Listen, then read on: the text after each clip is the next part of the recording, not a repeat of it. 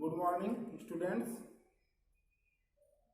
Class 10 से social science unit first में आज जो है आपका चौथा लेक्चर है, फोर्थ लेक्चर है।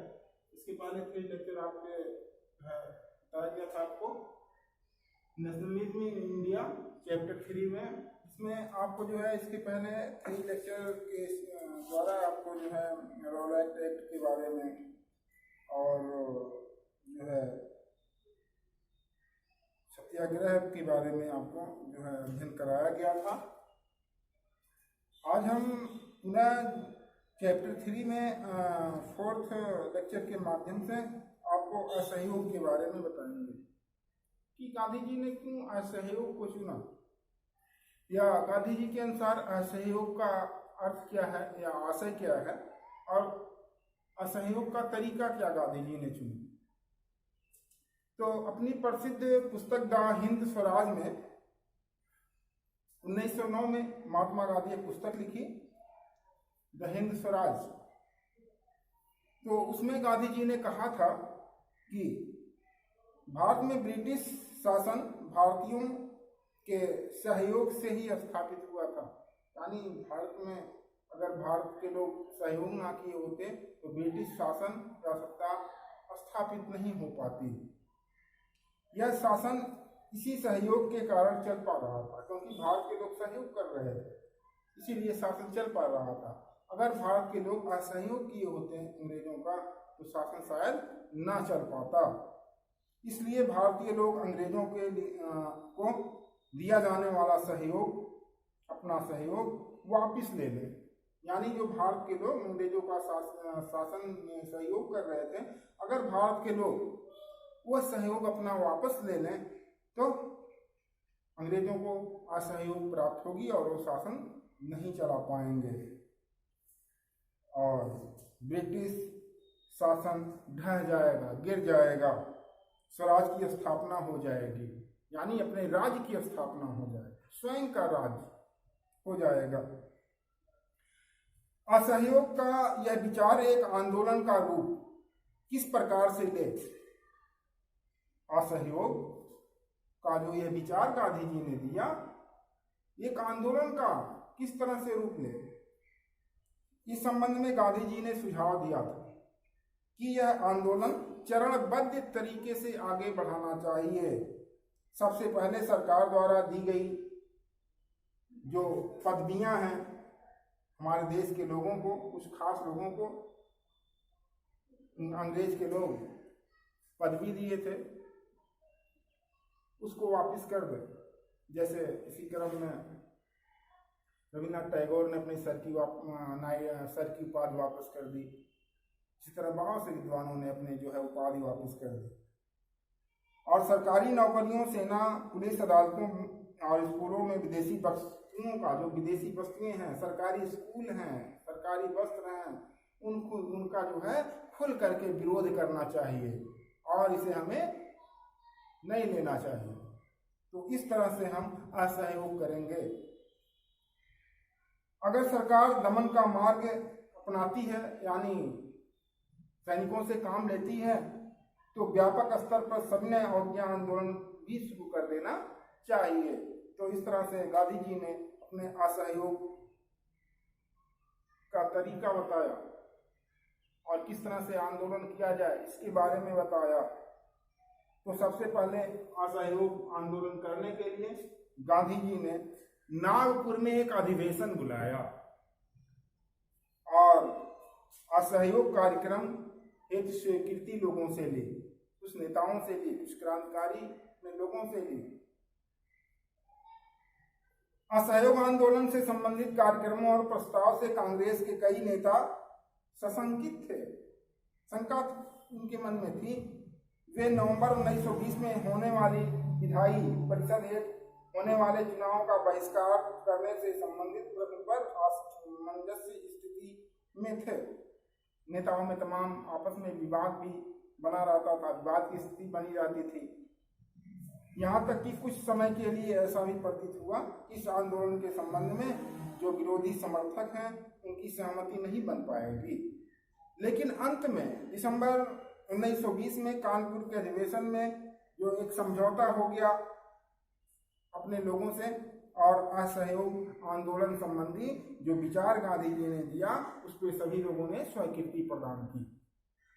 अब जब स्वीकृति मिल गई असहयोग आंदोलन चालू करने की भारत में, तो धीरे धीरे असहयोग आंदोलन की शुरुआत हुई। तो देखें कि कहाँ से कैसे हुआ। तो असहयोग आंदोलन, जैसा कि यहाँ डेट लिखा हुआ, जनवरी सन 1921 में प्रारंभ हुई। तो छोटा क्वेश्चन भी आपको आ सकता है कि असहयोग आंदोलन की शुरुआत कब हुआ, बहुत बार पूछा है परीक्षाओं में। तो सन 1921 में हुआ, जनवरी सन 1921 में असहयोग आंदोलन की शुरुआत हुई। विभिन्न सामाजिक समूह ने इस असहयोग आंदोलन में हिस्सा लिया, परंतु इनमें अपनी अपनी अलग अलग अपेक्षाएं थी कि हम असहयोग आंदोलन करें तो हमारी अलग कुछ अपेक्षाएं हैं और लोगों की और आकांक्षाएं हैं। तो स्वराज के आह्वान को स्वीकार करने के बावजूद भी इन सभी के लिए इस स्वराज का जो अर्थ था वो अलग अलग था। शहरों में जो आंदोलन हुए कुछ, तो मध्यम वर्ग, शहरों के जो मध्यम वर्ग थे वे उनको परेशानियां थी और वो आंदोलन चालू किए शहरों में। शहरी मध्यम वर्ग ने गांधी जी के स्वराज आह्वान को स्वीकार कर लिया और शहरों में मध्यम वर्ग के लोग असहयोग आंदोलन में कूद पड़े। उन्होंने, मध्यम वर्ग के लोग जो थे वे सरकारी सामानों का, विदेशी वस्तुओं का बहिष्कार किया। वकीलों ने मुकदमा लड़ना बंद कर दिया। इसी तरह से तमाम जो हमारे पद पे थे भारत में, तमाम नौकरियों के पद पे थे, वे लोग अपने अपने पद से इस्तीफा भी देना चालू किया, बहिष्कार किया। इसमें वकील लोग, शिक्षक लोग आदि भी असहयोग आंदोलन से जुड़ गए। इस तरह शहरों में आंदोलन का शुरुआत हो गया। फिर आर्थिक मोर्चे पर असहयोग चालू हो गया। असहयोग आंदोलन जनवरी 1921 में शुरू हुआ। आरंभ में असहयोग आंदोलन बहुत तेजी से फैल गया। हजारों विद्यार्थियों, हजारों स्कूलों के लोग, हजारों जो है कॉलेज, शिक्षक, तमाम बहिष्कार में, आंदोलन में इसमें जुड़ गए। अध्यापकों ने इस्तीफा दे दी सरकारी स्कूलों से और विदेशी सामानों का बहिष्कार किया गया। शराब की दुकानों पर पिकेटिंग की गई, बंद कराया गया और विदेशी कपड़ों की होली जलाई गई। व्यापारियों ने विदेशी चीजों के व्यापार में पैसा लगाने से इनकार कर दिया कि हम विदेशी कपड़ा खरीद के नहीं बेचेंगे। फलस्वरूप भारतीय वस्तुओं की मांग फिर बढ़ गई। जब भारत के लोगों ने विदेशी वस्तुओं का बहिष्कार कर दिया तो भारत में जो बन रहे थे लोग, सामान वस्तुएं बन रही थी, उसका लोग डिमांड करने लगे। इस तरह भारत जो है धीरे धीरे फिर आर्थिक मोर्चे पर सफल होना चालू हुआ। महंगा कपड़ा, भारत में तैयार खादी का कपड़ा मिलों के बड़े पैमाने पर बनने वाले कपड़े की तुलना में बहुत महंगा था। भारत की अधिकांश जनता गरीब थी और गरीब जनता महंगी वस्तु कहाँ खरीद पाएगी, महंगा कपड़ा। वह खादी महंगा कपड़ा नहीं खरीद सकती थी, अतः विवश होकर उन्हें धीरे धीरे फिर सस्ते वस्तु की ओर यानी विदेशी वस्तुओं की ओर आकर्षित होना पड़ा। जैसे चाइना की वस्तु आते हैं और चाइना के मोबाइल लो तो लोगों मिल जाता है, बहुत सस्ते में मिल जाता है, लेकिन अगर इंडियन कोई मोबाइल है तो महंगे मिलते हैं। इसी तरह बहुत सारे ऐसे वस्तु विदेशी हैं जो बड़े पैमाने पर उत्पादित होते हैं और वे वहाँ पे जो है हमारे देश में आता है और सस्ता पड़ता है, लेकिन उतनी अच्छी नहीं होती है, क्वालिटी उसकी अच्छी नहीं होती है। और यहाँ की क्वालिटी अच्छी है, महंगा, तो जो हमारे गरीब थे वो ये नहीं खरीद पा रहे थे और धीरे धीरे जो है फिर विदेशी वस्तुओं की ओर फिर आकर्षित होने लगे। वैकल्पिक संस्थाओं का अभाव हो गया, मजदूरों में बेरोजगारी फैल गई। तो इस तरह से शहरों में आर्थिक मोर्चे पर असहयोग आंदोलन की शुरुआत हुई। फिर ग्रामीण इलाकों में फिर विद्रोह फैला। तो शहरी इलाकों में जो असहयोग फैला था, विद्रोह फैला था, अब ग्रामीण इलाकों में धीरे धीरे असहयोग आंदोलन फैला। धीरे धीरे शहरों के साथ ग्रामीण क्षेत्रों में असहयोग आंदोलन फैलता गया। यहाँ तक कि पहले विश्व युद्ध के बाद आदिवासी और किसानों के जो आंदोलन हो रहे थे वे भी असहयोग आंदोलन में ही समाहित हो गए, बदल गए। जो हमारे किसान लोग थे, हमारे आदिवासी थे, वे अलग अलग अपना असहयोग जो आंदोलन कर रहे थे, वे लोग भी अपने उस आंदोलन को असहयोग आंदोलन में तब्दील कर लिया, बदल लिया, यानी इसमें सहयोग देने लगे। व्यापक स्तर पर अब जो है असहयोग आंदोलन ग्रामीण इलाकों में भी फैल चुका था। अवध प्रांत में बाबा रामचंद्र द्वारा किसान आंदोलन का नेतृत्व किया गया। सन 1921 में असहयोग आंदोलन के आरंभ पर किसानों में बहुत उग्र कार्रवाई और कांग्रेस की प्रतिक्रिया हुआ। आदिवासियों का विरोध हुआ, गुरिल्ला हमारे जो थे आदिवासी वो भी विरोध किए। तो इस तरह से जो है गांधी जी के द्वारा असहयोग आंदोलन भारत में बहुत ही सफल रहा।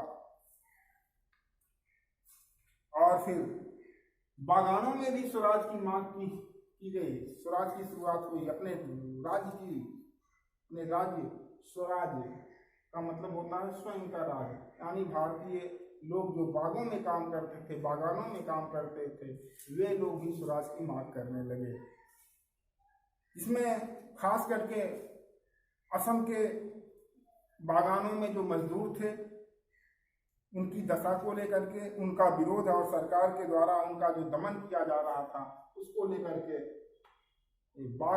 बागानों के मजदूर भी इस आंदोलन में कूद पड़े और आंदोलन किया। तो आपने देखा कि किस तरह से गांधी जी ने असहयोग आंदोलन के माध्यम से पूरे भारतवर्ष में अंग्रेजों का खिलाफत किया। तो ये बहुत बड़ा व्यापक आंदोलन था। इसका जो है असर पड़ा भारत के राजनीति पर। तो आज के लिए बस इतना ही। Thank you.